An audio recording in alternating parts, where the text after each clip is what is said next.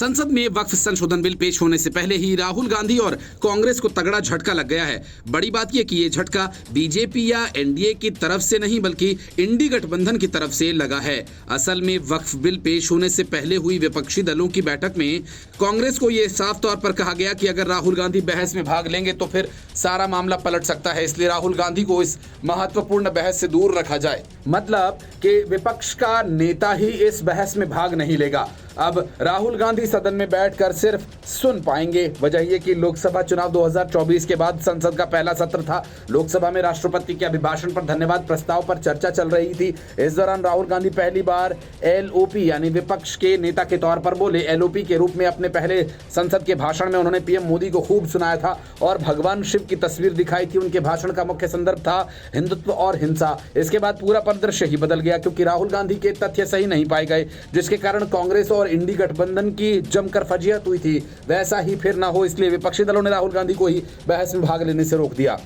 सूत्रों का कहना है कि संसद में जब वक्फ बिल पेश होगा तब राहुल गांधी सदन में मौजूद तो रहेंगे, मगर इस चर्चा में बतौर वक्ता शामिल नहीं होंगे। लोकसभा में राहुल गांधी वक्फ बिल के विरोध में अपनी बात खुद ही नहीं रखेंगे, बल्कि राहुल गांधी चाहते हैं कि वक्फ बिल पर चर्चा में कांग्रेस की ओर से उस नेता को शामिल होना चाहिए जिसके पास इसकी ज्यादा जानकारी है। राहुल गांधी का कहना है कि उनके पास इस मुद्दे पर अधिक जानकारी नहीं है। कांग्रेस संसदीय दल की बैठक में राहुल गांधी ने सुझाव दिया कि वक्फ बिल पर चर्चा के दौरान कांग्रेस से बतौर वक्ता जेपीसी के सदस्य हों तो बेहतर होगा, क्योंकि उन्होंने मामले में कई बैठकों को अटेंड किया, उनको मामले की इन डेप्थ जानकारी भी है। वक्फ बिल पर संसद में संग्राम से पहले कांग्रेस ने अपनी पूरी तैयारी कर ली है। कांग्रेस इस बिल के विरोध में है। उसने सदन की कार्यवाही शुरू होने से पहले संसद भवन एनेक्सी में कांग्रेस संसदीय दल के सभी लोकसभा सांसदों की एक बैठक की और इस बैठक में वक्फ बिल पर कांग्रेस पार्टी के पक्ष को मजबूती से रखने को लेकर चर्चा हुई। राहुल गांधी ने संबोधित किया था इस बैठक को और इस बैठक में तय हुआ था कि राहुल गांधी वक्फ बिल को लेकर चर्चा में बतौर वक्ता भाग नहीं लेंगे। लोकसभा में राहुल गांधी की वजह से वक्फ बिल पर बतौर वक्ता सांसद गौरव गोगोई बोलेंगे। सूत्रों के मुताबिक कांग्रेस ने लोकसभा सांसदों की बैठक में राहुल गांधी ने यह भी कहा कि जैसे ये सरकार सारे संस्थानों पर कब्जा कर रही है, वैसे ही संविधान के विरुद्ध ये वक्फ संशोधन बिल ला रही है। हम सदन में चर्चा के दौरान अपना पक्ष रखेंगे, विरोध करेंगे और वोट करेंगे। इस पर पूरा विपक्ष एकजुट है। बहरहाल इस बैठक के बाद राहुल गांधी अपने घर चले गए। सूत्रों का कहना है कि वह कुछ देर में लोकसभा में फिर जाएंगे और वक्फ बिल पर चर्चा के दौरान लोकसभा में मौजूद भी रहेंगे। अब सवाल यह है कि आखिर राहुल गांधी वक्फ बिल पर चर्चा में क्यों नहीं बोलना चाहते। सूत्रों का कहना है कि सरकार ने वक्फ बिल लाने के लिए बहुत तैयारी की है।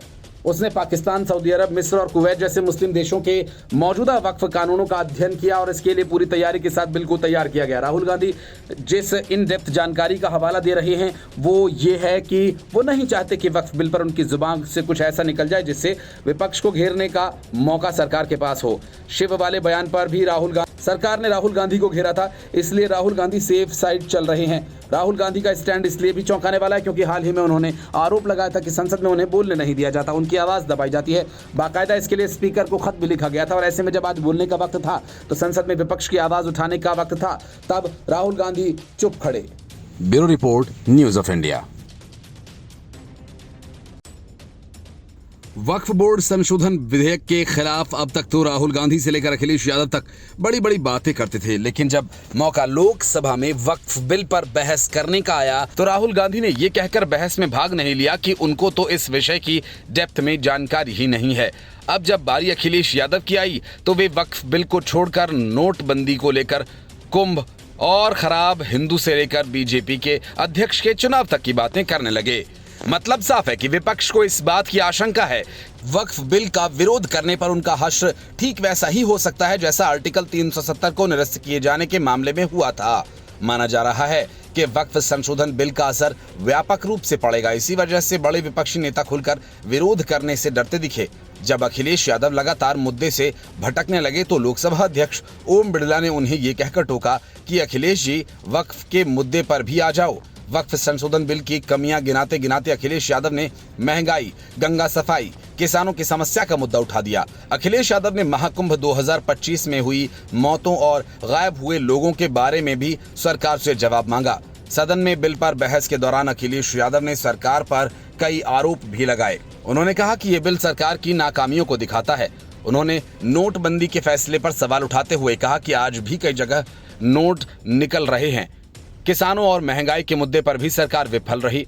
अखिलेश ने यह भी पूछा, क्या गंगा नदी साफ हो गई और क्या स्मार्ट सिटी बन गई? अखिलेश यादव ने कहा कि भारत देश सबको साथ लेकर चला है।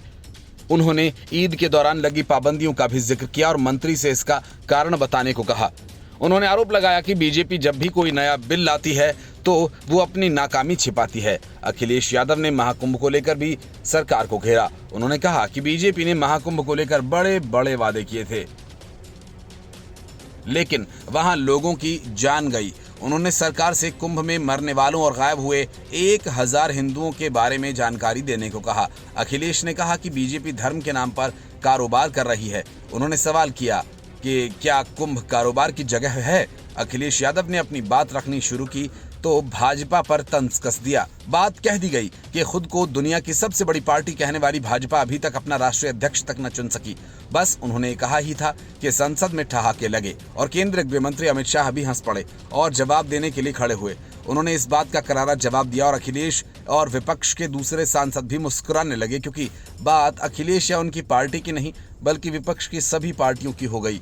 दरअसल अखिलेश यादव ने वक्फ बोर्ड संशोधन बिल पर चर्चा के दौरान अपना पक्ष रखना शुरू किया। उन्होंने कहा कि मैं समझ सकता हूं कि बात छेड़ना तो नहीं चाहता था, लेकिन कहना मजबूरी है। ये जो बिल लाया जा रहा है, भाजपा में मुकाबला चल रहा है, पार्टी के अंदर ही मुकाबला चल रहा है कि खराब हिंदू कौन बड़ा है। अमित शाह ने जवाब में कहा कि अखिलेश जी ने ये बात हंसते हंसते कही है तो इसका जवाब भी हंसते हंसते ही दूंगा। ये जो सामने उनकी और दूसरी पार्टियां बैठी हुई हैं, उनका राष्ट्रीय अध्यक्ष उनमें से 5 लोगों को मिलकर चुनना है और अध्यक्ष भी आप लोग ही रहेंगे। उन्होंने आगे कहा कि अखिलेश जी आप 25 साल तक समाजवादी पार्टी के अध्यक्ष रहेंगे, आपको कोई नहीं बदल सकता। इस पर सदन में दोनों पक्षों के सांसदों ने ठहाका लगा दिया और केंद्रीय गृह मंत्री ने कहा कि हमारी पार्टी का राष्ट्रीय अध्यक्ष हमारे ही लाखों करोड़ों को चुनना है, इसलिए ही इसमें वक्त लग रहा है। Bureau report, news of India. वक्फ संशोधन बिल को लेकर अब तक महज सियासत करने वाले विपक्ष की हालत अब पतली दिखने लगी है। इस बिल को संसद में पेश किया गया। कांग्रेस सहित पूरे इंडी गठबंधन ने माहौल ऐसे बनाया मानो लोकसभा में बहस के दौरान कोई तूफान खड़ा हो गया हो। लेकिन जब बारी बहस की आई तो विपक्ष के बड़े बड़े तोप मैदान छोड़कर भाग गए, इधर उधर की बातें करने लगे। जिनको ऐसा करने का मौका नहीं मिला उनमें से कईयों ने अपना पुराना वीडियो लीक करवा दिया। मतलब ये कि जनता में ये संदेश जाए कि बिल का विरोधी मैं नहीं कोई दूसरा है। जिस तरह से वक्फ बोर्ड ने सुरसा की तरह इस देश की ज़मीनों को हड़पा, उसे किसी भी सूरत में जायज़ नहीं ठहराया जा सकता। राहुल गांधी के मैदान छोड़ने, अखिलेश यादव से लेकर उद्धव ठाकरे की पार्टी के इधर उधर की बातें करने के बाद अब लालू यादव का एक पुराना वीडियो आरजेडी ने चुपके से लीक करवा दिया। इसमें लालू प्रसाद यादव स्वयं कहते दिख रहे हैं कि भारी लूटपाट मची हुई है और ज़मीनों को कब्जा किया जा रहा है, इसलिए वक्फ बोर्ड के खिलाफ कड़ा कानून बनाया जाए।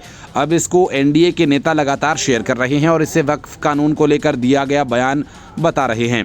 केंद्रीय मंत्री जीतन राम मांझी से लेकर डिप्टी सीएम सम्राट चौधरी और जेडीयू नेता नीरज कुमार ने भी ये वीडियो शेयर किया। Social media platform micro vlogging site x पर जीतन राम मांझी ने वीडियो पोस्ट करते हुए लिखा कि वक्फ संशोधन विधेयक का विरोध कुछ लोग सिर्फ इसलिए कर रहे हैं क्योंकि ये कानून नरेंद्र मोदी जी के नेतृत्व वाली सरकार ला रही है। वैसे 2010 में लालू प्रसाद यादव जी ने वक्फ के कड़े कानून बनाए जाने की बात कही थी। मेरा इंडी गठबंधन वालों से आग्रह है कि लालू जी की बातों को ध्यान से सुनें और सदन में वक्फ संशोधन बिल 2025 के पक्ष में मतदान करें। जीतन राम मांझी ने जो वीडियो शेयर किया उसके अनुसार ये वीडियो 2010 का है। इसमें लोकसभा में लालू प्रसाद यादव अपना संबोधन दे रहे हैं, जिसमें वो ये कहते देखे जा सकते हैं कि देखिए कानून बनना चाहिए बहुत कड़ा, सारी ज़मीन हड़प ली है, चाहे सरकारी हो गैर सरकारी हो, उसमें काम करने वाले लोगों ने सब कुछ बेच दिया है। ऐसा नहीं है कि कोई खाली ज़मीन हो। पटना के डाक बंगला पर जितनी प्रॉपर्टी थी सब अपार्टमेंट बन गया है, सब लोगों ने लूट लिया आगे से। खैर लाइए, इसको पास हम लोग करते हैं, संशोधन आपका, लेकिन आगे से कड़ाई के साथ जो भी प्रक्रिया बना रहे हैं। भारतीय जनता पार्टी के नेता और बिहार के डिप्टी सीएम सम्राट चौधरी ने भी अपने सोशल मीडिया अकाउंट पर इसको शेयर किया। उन्होंने लालू प्रसाद यादव पर तंज कसते हुए कहा कि जो नेता कभी वक्फ संपत्तियों पर सवाल उठाया करते थे, आज वही नेता अपने पुराने बयान से पलट जा रहे हैं। उन्होंने पुराना वीडियो शेयर करते हुए लिखा कि लालू यादव जी ने 2010 में संसद में स्वीकार किया था कि वक्फ बोर्ड में जमीन कब्जा के नाम पर भारी लूटपाट चल रही है। सम्राट चौधरी के साथ एनडीए के सभी दलों ने, कई नेताओं ने इस वीडियो को पोस्ट किया जनता दल यूनाइटेड के प्रवक्ता नीरज कुमार ने भी तेजस्वी यादव पर तंज कसते हुए लिखा कि तेजस्वी यादव जी कलयुग के ऐसे पुत्र पैदा हुए जो अपने पिता लालू प्रसाद यादव जी को राजनीतिक बौद्धिक कारागार में कैद कर चुके हैं। लोकसभा में वक्फ संशोधन विधेयक पर बहस के दौरान गृह मंत्री अमित शाह ने किसी को नहीं बख्शा। कांग्रेस से लेकर समाजवादी पार्टी तक सबको निशाने पर लिया और उन्हें जमकर सुनाया। वक्फ बिल को विपक्ष ने असंवैधानिक करार देने की पुरजोर कोशिश की, लेकिन सरकार का पक्ष रखते हुए अमित शाह ने न सिर्फ उन्हें करारा जवाब दिया बल्कि उनकी नीयत और नीति पर भी सवाल उठा दिए। बहस के दौरान उन्होंने टीएमसी सांसद सौगत राय के बहाने ममता बनर्जी पर निशाना साधा और पूछा कि आखिर आपको प्रॉब्लम क्या है। वक्फ बिल पर जवाब देते हुए अमित शाह ने सौगत राय पर निशाना साधते हुए कहा, मैं दादा की टेंशन समझ रहा हूं। बंगाल के मुसलमान भी सुन रहे हैं तो उनको टेंशन होना स्वाभाविक है। हम ऐसा नहीं लिख रहे हैं कि कोर्ट में नहीं जा सकते। आपने तो कह दिया था कि एक ऑर्डर को कोई कोर्ट में चैलेंज नहीं कर सकता। पूरा संविधान समाप्त कर दिया। उन्होंने आगे कहा कि आपत्ति क्या है, वक्फ तो दान है भाई, और दान अपनी संपत्ति का किया जा सकता है और किसी और की संपत्ति का नहीं। गांव में कोई बेचारा अमेरिका गया है, 4 महीने पढ़ने के लिए घूमने के लिए आता है तो उसकी संपत्ति को वक्फ घोषित कर दिया जाता है। कोई कारोबार करने के लिए दिल्ली आया तो क्या उसकी संपत्ति को वक्फ घोषित कर दिया जाएगा। अमित शाह ने आगे कहा कि हम वोट बैंक के लिए कोई बिल लेकर नहीं आएंगे। सबको अपना धर्म का अनुसरण करने का अधिकार है। कोई शौक से करे मगर लोभ लालच भय से धर्म परिवर्तन नहीं कराया जा सकता। किसी गरीब के पास खाना नहीं है, खाना देकर उसका धर्म बदलवा दोगे। चर्चा आपके अनुरूप हो नहीं सकती। सदन में हर सदस्य बोलने के लिए स्वतंत्र है। कोई परिवार की चलती नहीं है। हम जनता के नुमाइंदे हैं, किसी की कृपा से नहीं आए। अमित शाह ने आगे कहा कि अभी अभी फैशन है संविधान लहराने का। यह संविधान के हिसाब से सरकार का या सरकार का किसी भी निजी संस्था का कोई फैसला मान्यवर कायदे की कोर्ट से बाहर कैसे हो सकता है। कोई भी फैसला हो, ये देश की अदालत वह फैसले तक रुचि नहीं रखेगी। नागरिक जीवन से लेकर कहां जाएंगे। जिसकी भूमि हड़प ली गई वह कहां जाएगा। ऐसा नहीं चलेगा। आपकी वोट बैंक के लिए आपने क्या किया था, हम खारिज कर रहे हैं। दिल्ली से दाना पानी उठते ही अरविंद केजरीवाल ही नहीं बल्कि आम आदमी पार्टी का पूरा नेतृत्व पंजाब में शिफ्ट हो चुका है। हालांकि जिस दिन से पंजाब में भगवंत मान की सरकार बनी, अरविंद केजरीवाल उसी दिन से रिमोट के सहारे ये पूरी सरकार चला रहे थे, लेकिन अब ये काम खुलकर करने लगे हैं। पंजाब सरकार की कोई योजना हो या फिर कोई अभियान, उसकी घोषणा सीएम भगवंत मान नहीं अरविंद केजरीवाल कर रहे हैं। और पार्टी सरकार की तरफ से पंजाब में बची खुची बयानबाजी करना मनीष सिसोदिया के जिम्मे छोड़ चुकी है। मतलब कि पंजाब में पार्टी के अध्यक्ष का काम मनीष सिसोदिया कर रहे हैं और सीएम की भूमिका केजरीवाल संभाल रहे हैं। तर्क यह है कि 2 साल बाद होने वाले विधानसभा चुनाव की तैयारी के साथ केजरीवाल को मजबूत कर रहे हैं, लेकिन हकीकत यह है कि इसकी आड़ में वे सत्ता पर अपना शिकंजा कसते जा रहे हैं। मनीष सिसोदिया सत्येंद्र जैन को आम आदमी पार्टी ने हाल ही में पंजाब का प्रभारी और सह प्रभारी भी बनाया था और अरविंद केजरीवाल पार्टी के राष्ट्रीय संयोजक हैं। केजरीवाल के अलावा मनीष सिसोदिया की पंजाब में एंट्री से वहां की सियासत और भी दिलचस्प हो चुकी है। अरविंद केजरीवाल का अधिकतर समय पंजाब में गुजर रहा है। दिल्ली विधानसभा चुनाव में हार के बाद राष्ट्रीय राजधानी से ज्यादा केजरीवाल का दखल है। पंजाब की सियासत में देखा गया है, कुछ मौके ऐसे भी देखे गए जहां भगवंत मान से ज्यादा सरकारी तंत्र में अरविंद केजरीवाल को तवज्जो मिली। केजरीवाल के पंजाब में लंबे लंबे काफिले, बिना संवैधानिक पद के अरविंद केजरीवाल अस्पतालों से लेकर तमाम सरकारी संस्थानों का दौरा करते रहे। कुछ दिन पहले केजरीवाल लुधियाना में एक अस्पताल के उद्घाटन में शामिल हुए।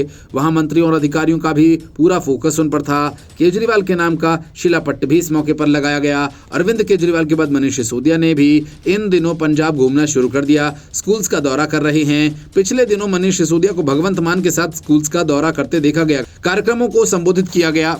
मनीष सिसोदिया मौजूदा भगवंत मान सरकार के कामों की प्रशंसा कर रहे हैं और साथ ही दिल्ली की उपलब्धियों को पंजाब में गिना रहे हैं। जैसे ही आम आदमी पार्टी की लीडरशिप पंजाब में शिफ्ट हुई, दिल्ली का मॉडल भी वहां शिफ्ट हो गया। जिस मॉडल को चुनाव में करारी हार मिली, अरविंद केजरीवाल और मनीष सिसोदिया उसी काम और उसी मॉडल का पंजाब में बखान कर रहे हैं। खासकर शिक्षा और स्वास्थ्य पर दिल्ली की तरह पंजाब में क्रांति लाने के दावे हैं। मनीष सिसोदिया पिछले दिन अपने बयान में कहते हैं कि अब पंजाब में रॉकेट की स्पीड से काम होंगे। भगवंत मान का काम गिनवाते हैं कि पंजाब में अब स्वास्थ्य क्रांति चल रही है। मुख्यमंत्री कहते हैं कि पंजाब में ये पहली बार हो रहा है कि 17,000 करोड़ रुपए का शिक्षा के लिए बजट रखा गया। इससे स्पष्ट है कि पंजाब अब दिल्ली मॉडल पार्ट 2 बनने की राह पर है। हालांकि ये बात और है कि दिल्ली में केजरीवाल का मॉडल घोटालों का मॉडल साबित हुआ। ऐसे में सवाल यह है कि जो सब दिल्ली में हुआ, क्या वो पंजाब में केजरीवाल दोहराना चाहते हैं? झूठ और फरेब की उम्र बहुत छोटी होती है, ये जानते हुए भी सियासत में इसका खेल काफी ज्यादा होता है। लेकिन जो पार्टी या नेता इस झूठ का इस्तेमाल जितनी कम मात्रा में करता है, उसी हिसाब से उसकी सियासत की उम्र होती है। लेकिन इस मामले में अरविंद केजरीवाल ने एक नया प्रयोग ही कर डाला। पूरी तैयारी के साथ सियासत के मैदान में उतरे केजरीवाल ने अपने झूठ के प्रयोग के सहारे जितनी जल्दी बहुत हासिल कर लिया, उतना ही जल्दी उन्होंने सारा कुछ गंवा भी दिया। अरविंद केजरीवाल सिर्फ दिल्ली का चुनाव नहीं हारे, अपनी खुद की सीट भी नहीं हारे, उससे ज्यादा वे अपना वो भरोसा हार गए जो लोगों का उन पर था। मामला दिल्ली की पूर्व मुख्यमंत्री शीला दीक्षित की 88वीं जयंती का है, जब अरविंद केजरीवाल ने भी शीला दीक्षित को नमन किया। अरविंद केजरीवाल के इस पोस्ट से यूजर काफी भड़क गए। लोग इस पोस्ट के खिलाफ अरविंद केजरीवाल को उनके पिछले पोस्ट और बयान याद दिलाने लगे, जो केजरीवाल ने शीला दीक्षित के खिलाफ 2013 में खूब मुखर होकर बोले थे। एक यूजर ने तो यहां तक कह डाला कि जो हाल दिल्ली में हुआ पंजाब में भी होगा। केजरीवाल ने अपने आधिकारिक एक्स हैंडल से लिखा, दिल्ली की पूर्व मुख्यमंत्री शीला दीक्षित जी की जयंती पर उन्हें सादर नमन।